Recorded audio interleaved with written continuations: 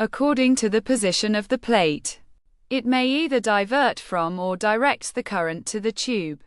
In another line of work, the writer has in frequent experiments maintained incandescent lamps of 50 or 100 volts burning at any desired candle power with both the terminals of each lamp connected to a stout copper wire of no more than a few feet in length.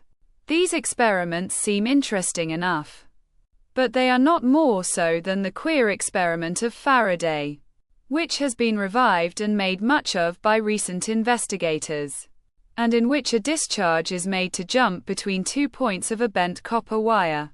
An experiment may be cited here which may seem equally interesting. If a Geissler tube, the terminals of which are joined by a copper wire, be approached to the coil, certainly no one would be prepared to see the tube light up. Curiously enough, it does light up, and, what is more, the wire does not seem to make much difference. Now, one is apt to think in the first moment that the impedance of the wire might have something to do with the phenomenon. But this is of course immediately rejected. As for this, an enormous frequency would be required.